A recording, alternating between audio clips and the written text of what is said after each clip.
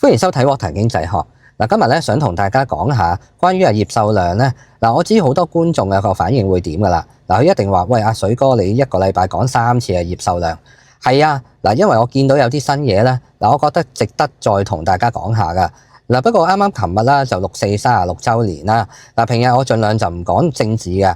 不過咧都想釋除咧有啲觀眾嘅疑慮啦。所以琴日講下啦。而葉秀亮咧嗰個講嘅嘢咧，我覺得咧都有好多值得大家知道嘅。所以留翻今日咧同大家講下嘅。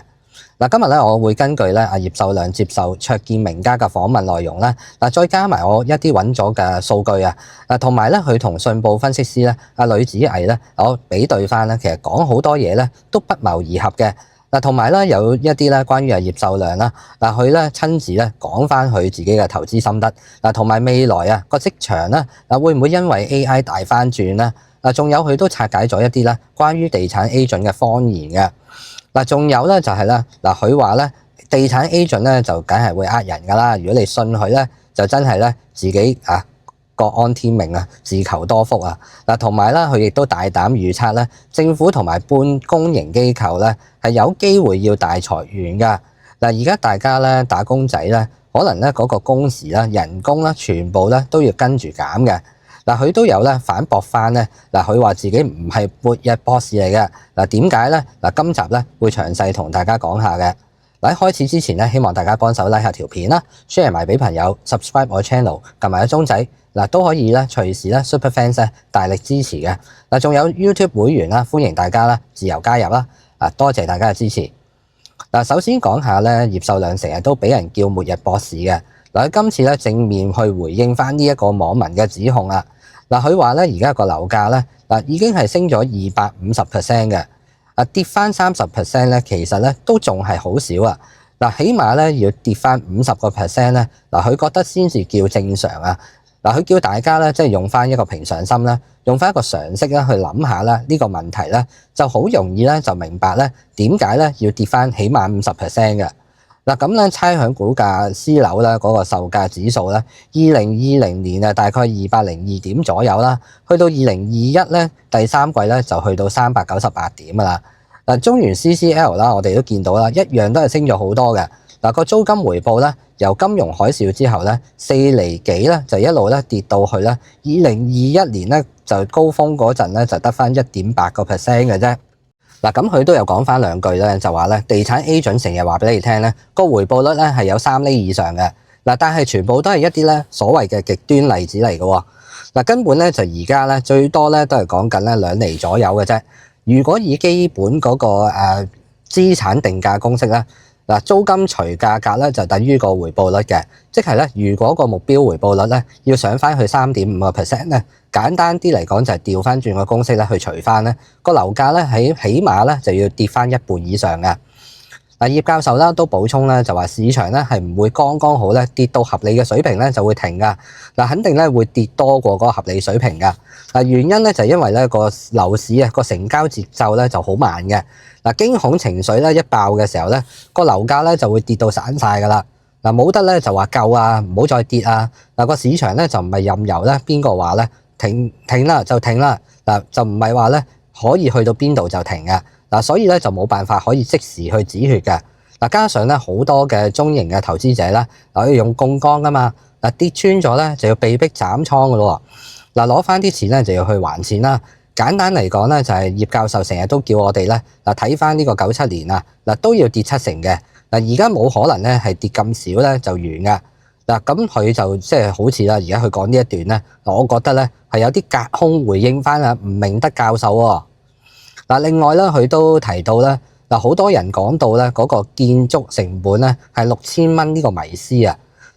嗰個樓價咧係唔會跌到多過低過嗰個6000蚊咧。好多地產 agent 都會咁同你講噶。譬如話近排咧，如果你去睇樓嘅話咧，一定都好多人問下啲 agent 咧，喂，而家個樓價會跌成點啊？會跌到幾多啊？喂，一陣間我買咗又跌啊，咁點算咧？咁地產 agent 咧就可能同你講咧。而家個樓價咧個成本就6000蚊尺啦，發展商都要食飯噶嘛。點會係開低過呢個價咧？咁葉教授咧就直情講啦，佢又覺得咧呢啲嘅地產 agent 擺明咧就係呃啲小業主咧就唔知價。嗱，我即刻咧就 fact check 翻咧，參考一個國際工程顧問咧喺2024年嘅報告啊。嗱，大眾化住宅平均造價咧就應該係2600去到3300蚊尺嘅。嗱，即係咧大概平均可以當係3000蚊左右啦。嗱，嗰個豪宅咧先至有機會咧去到4000蚊以上啊。咁點解代理咧成日都講啦6000蚊係嗰個建築成本咧？嗱，可能加埋地價啦、融資成本啦、推廣費用啦，嗱同埋要賺錢噶嘛。嗱，但係咧當個經濟咧係放緩緊啦，地價亦都係見頂回落緊啦，賣價都係麻麻地啦。嗱，個利息咧又都係高啊嘛。嗱，賣唔出嘅話咧，就唯有咧要大減價噶咯。嗱，最近咧見到啦啟德啦、恒基咧都開始劈緊價噶。嗱，個價錢就要劈咧10零20% 左右嘅。嗱，仲有咧長實花與海咧，嗱好快咧應該出價單噶啦。嗱，不過你都知㗎啦，嗱佢哋咧未出價單咧，就講到咧個價錢咧唔會平得去邊㗎。嗱，嗰啲即係近海邊嗰啲嗱，全部咧都講緊3-4萬蚊一尺咁嘅。嗱，但係咧阿陳永傑咧佢又補充喎，嗱佢話咧而家咧唔平價咧又好難咧可以賣得到啊。嗱，佢都講到明咧，而家個供應量係太多㗎。嗱，咁你就知啦，個價咧都唔會開到咧貴得去邊嘅啫。嗱，最終個價錢我哋拭目以待啦。嗱，咁未來幾年咧嗰個潛在供應量咧，其實都真係幾誇張噶。嗱，上次都同大家拆解過啦，個數字咧就一定係比政府預期嗰個咧仲要係高好多噶。嗱，因為好多數咧未計落去噶嘛。嗱，陸續有嚟啊。嗱，仲有啦居屋啦、綠置居啦，嗱，仲有建築署啦批咗好多公共房屋啦，嗱都會加速落成嘅。嗱，咁多樓湧出嚟咧，嗱都成日咧同大家講啦，呢個都係個 supply 同埋 demand 嘅問題啊嘛。嗱，葉教授就叫大家咧，嗱千祈唔好以為咧個建築成本咧就係6000蚊啊。嗱，因為咧嗰個樓價咧減幅咧嘅預期咧，可能就會因為咧你做咗一個錯誤嘅假設咧，就會有個錯誤嘅判斷啦，就作出咗一個錯誤嘅決定咧去買樓嘅。嗱，咁上次咧都有講過啦，唔明得咧就覺得咧而家銀行個體制咧係好穩陣嘅。嗱，葉教授咧就即係今次係再講啦。嗱，佢啊成日都話，嗱佢覺得咧金管局咧就成日走出嚟拍心口啦，就講嗰個本地銀行一級資本咧個比率咧20% 啦，壞帳率都係得1% 左右啦，就好似望落去冇乜問題嘅。嗱，葉教授咧佢就話咧呢個咧只不過係反映咗咧呢一刻嘅情況嘅啫。嗱，但係咧如果個樓價咧真係照佢估計咁樣跌50%嘅話咧，個潛在負資產戶口咧就會急升到25萬以上噶啦。嗱，到時咧銀行嗰個風險咧個權重就會上升啊。嗱，個資本充足率咧就會即刻跌3-4個百分點嘅。嗱，再加上咧企業違約咧會飆升啦，資本嗰個緩衝咧就會顯得咧更加單薄咁話嘅。嗱，佢主張咧提早咧就要逼銀行咧就要發一啲 AT1 嘅發債啊。嗱，用個高息咧就叫啲投資者咧就買埋個風險啦。嗱，等銀行咧真係有得輸下血咁嘅。嗱，外邊咧就成日都有啲人話 AT1 咧就冇用噶。嗱，咁葉教授咧就反駁翻啦，就其實好多人咧就未清楚呢個 AT1 係有咩作用嘅啫。咁嗱，佢呢句説話咧就可圈可點啦，都係好似喺度回應緊吳明德博士咁啦。嗱，另外咧佢講到咧呢個資產價格咧沉底嘅同時咧，企業嘅利潤咧就會收縮嘅，裁員潮咧就唔單止係地產同埋建築業噶，嗱仲會分佈埋咧各行各業添噶。嗱，個2024年啊，全年咧全港已經係有超過13000間嘅中小企咧係結束咗嘅。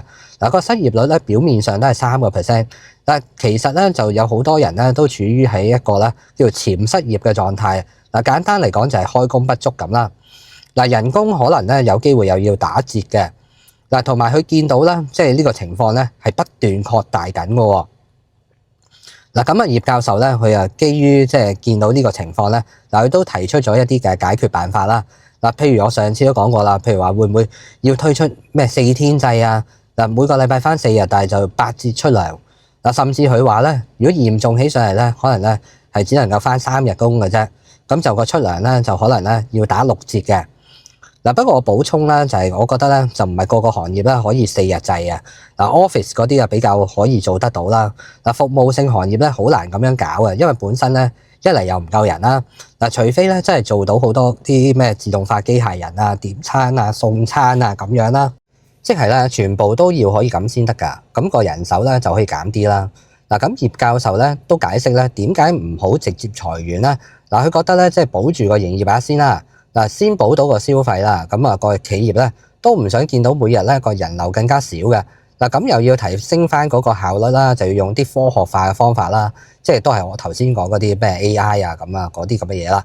嗱，咁參考翻咧北歐彈性嘅上班嘅機制咧，工時縮短咧係反而咧提升咗個生產效率嘅。嗱，加埋 AI 嘅自動化啦，嗱佢預期咧呢個 AI 嘅風潮咧就已經殺到埋身㗎啦。嗱，長遠咧勞動需求咧就注定一定要下降嘅。嗱，與其咧遲啲一次過炒咧係仲更加大鑊啊！嗱，不如咧及早做定啲功夫咧，就否則之後咧係只會更加煩嘅啫。嗱，佢又覺得咧政府自己咧都好難保得住個飯碗㗎啦。嗱，下年嗰個財赤咧可能就會突破1200億啦。嗱，本嚟咧淨係削減嗰啲嘅基建啊或者係津貼咧就唔夠皮啊。咁政府咧又驚俾人鬧啦，又唔敢去裁減公務員嘅。嗱，我覺得唔係啦，我成日都見到咧好多觀眾啊，其實喺度鬧緊啦，政府點解唔 cut 公務員人工啊，唔減人啊？嗱，咁其實好多人支持喎，只不過政府係咪有其他原因唔做咧？唔係話驚人鬧喎，喂大佬，自己個人工都會減噶嘛。嗱，葉教授啦，仲有話啦，半公營機構啊，譬如話嗰啲咩旅發局啊、演藝學院啊、生產力促進局啊，嗱呢啲咧嗰個預算咧就要俾咧，即係要 cut 30%嘅話啦。嗱，咁起碼咧人手可能都要減30%嘅。嗱，所以咧佢就建議啦，不如咧快啲行呢個4日工作制嘅話咧，就唔使 cut 咁多人啊。咁起碼咧就大家雖然係個人工減咗啦，但係咧多咗時間喎。嗱，多咗時間，其實多咗時間咧都可以諗下咧有 part time 可以做。嗱，呢啲咧我留翻會員啦，再同大家講啦。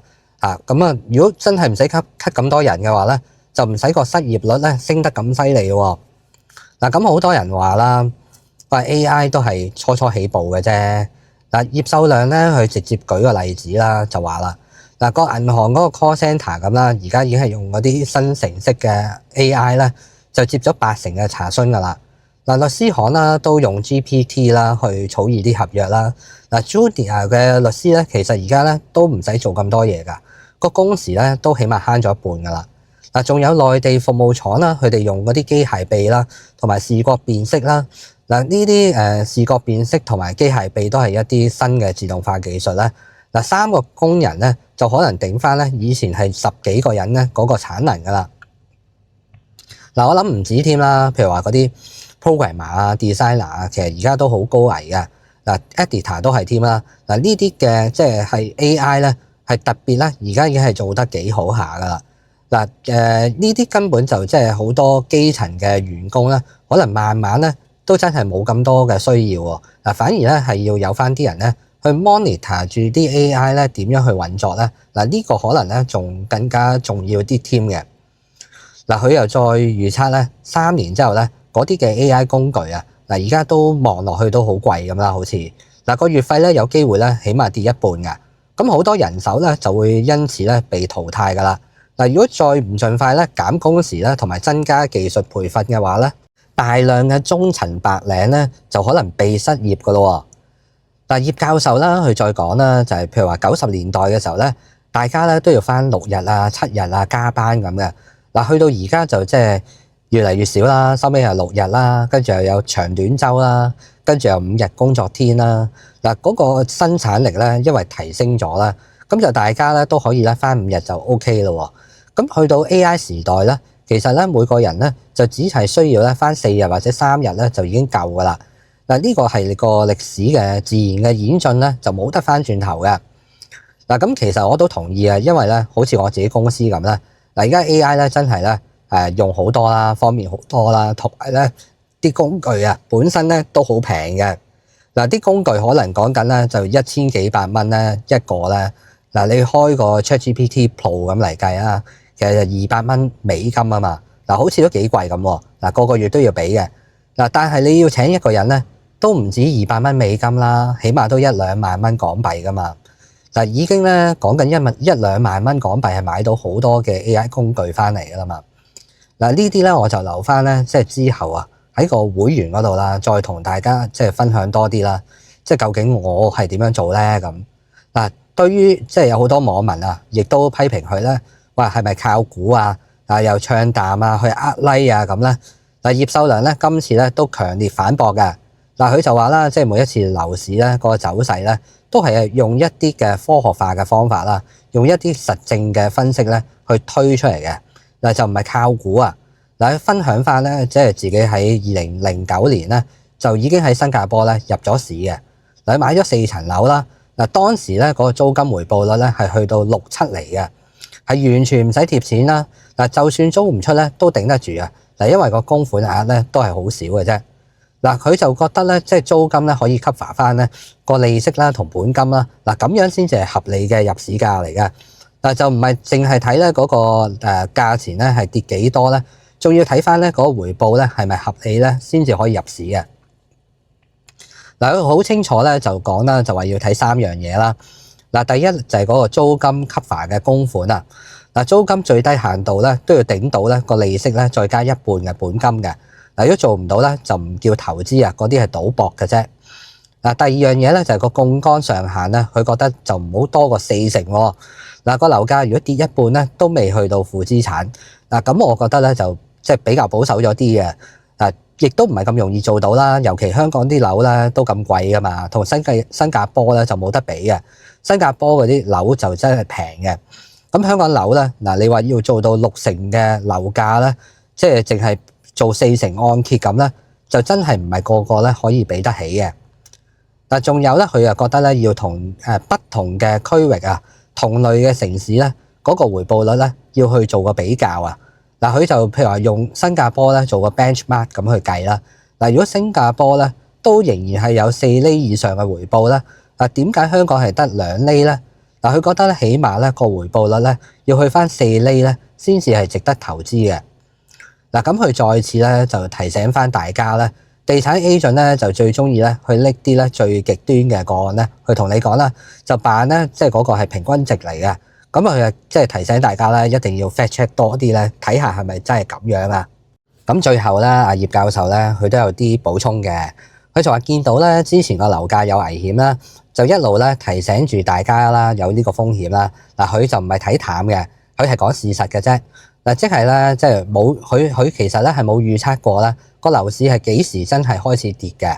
咁遲啲跌嘅話，咪就係一個泡沫咧，再嚴重啲咁解咯。咁嗱，所以咧佢又再不斷咧補充翻咧，就叫大家咧要用一個常理啊去諗下咧就得㗎啦，就唔好成日都覺得咧個樓咧係只會升唔會跌嘅。嗱，如果係之前咧升咗好多咧，係冇可能咧跌翻少少咧就會再升翻上去喎。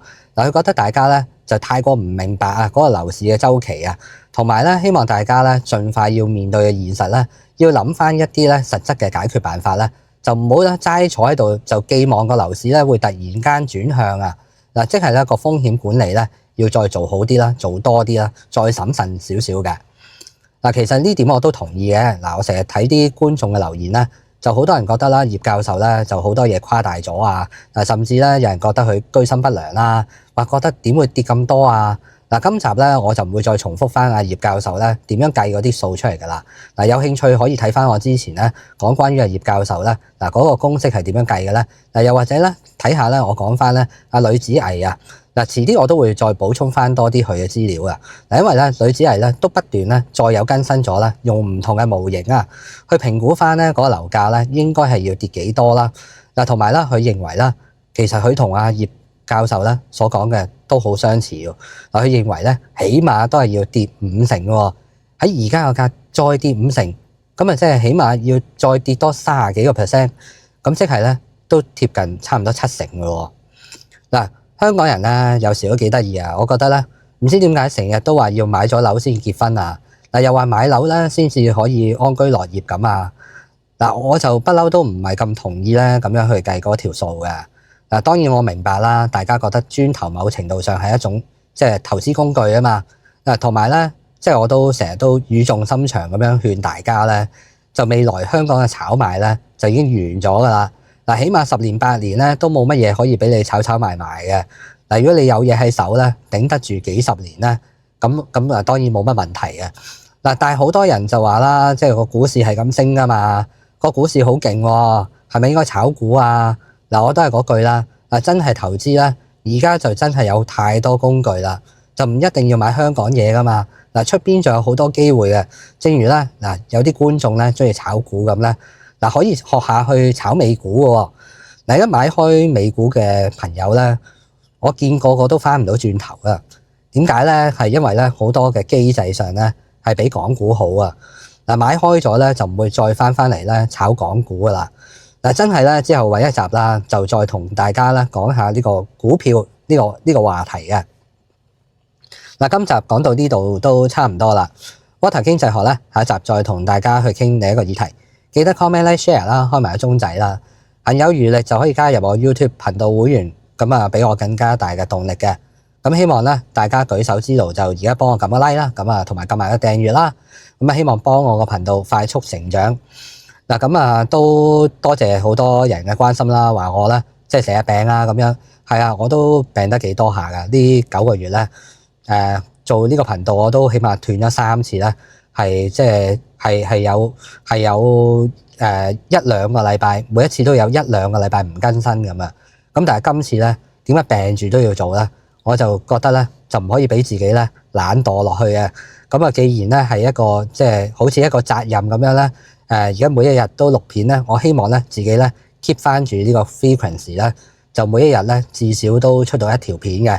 咁啊，都多謝大家嘅關心啦。咁啊，而家都陸續慢慢康復中啦。咁反而而家咧就啲咳比較多啊，所以好似咧呢一條片咁咧，我係最終咧係要分咗7次錄啊，冇辦法，因為咧係咁咳。其實我而家都個狀態仲係未好理想啦。咁啊，希望大家多多包涵嘅。嗱，咁啊，如果你對今集有咩意見，就留言話俾我聽啦。你有咩睇法？我哋下一集再見。